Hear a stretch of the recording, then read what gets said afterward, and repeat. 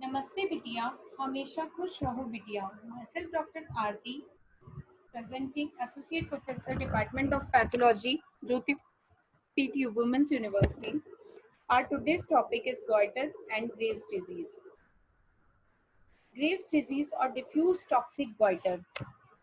Graves' disease, also known as Bastow's disease, primary hyperplasia, exophthalmic goiter, and diffuse toxic goiter. It is characterized by triad of features. First is a hyperthyroidism, thyrotoxicosis, diffuse thyroid enlargement, and ophthalmopathy. The disease is more frequent between the age of 30 to 40 years and have five-fold increased prevalence among the females. The etiopathogenesis includes it is an autoimmune disease and there are many immunological similarity between this condition and Hashimoto's thyroiditis. Genetic factors association like in Hashimoto's thyroiditis, Graves' disease too has genetic predisposition. A familial occurrence has been observed.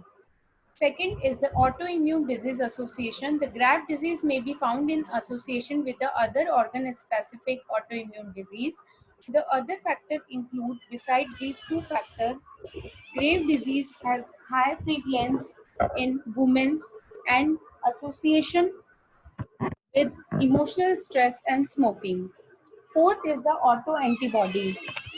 These are thyroid stimulating immunoglobulins, thyroid growth stimulating immunoglobulin, and TSH binding inhibitor and immunoglobulin. However, it is not quite clear what stimulate B cell to form these autoantibodies in Graves' disease. Possibly intrathyroidal CD4 plus helper T cell are responsible for stimulating B cell to secrete autoantibodies.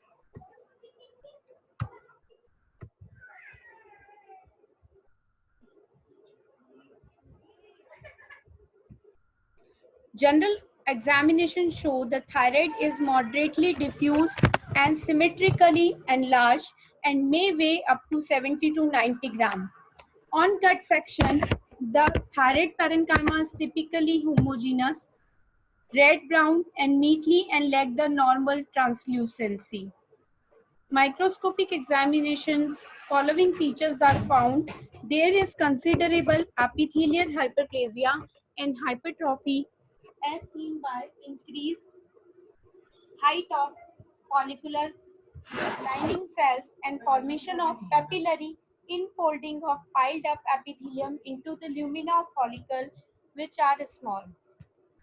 The colloid is markedly diminished and is lightly staining, watery and finally vacuolated. The stroma shows increased vascularity and accumulation of lymphoid cells. The clinical features, Graves' disease generally develops slowly and insidiously.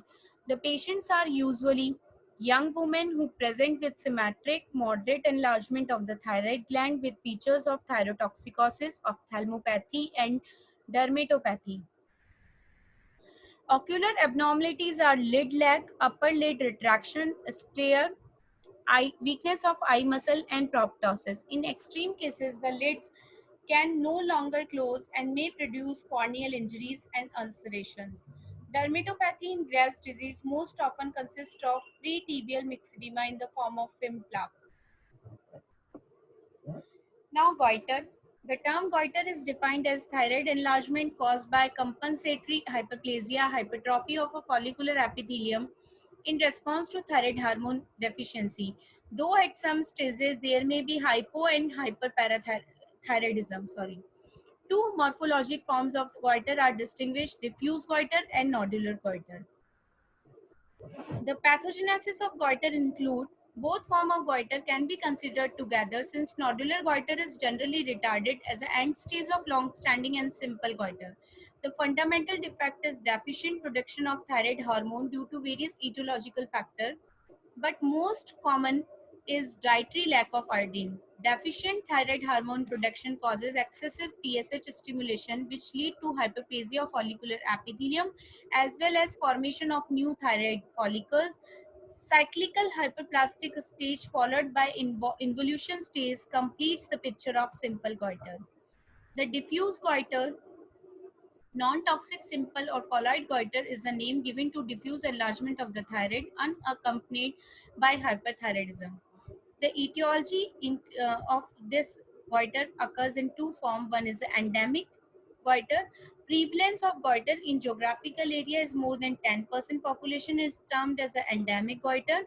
These areas high mountainous region, far from the sea, iodine content of drinking water and food is low, such as the regions of Himalaya.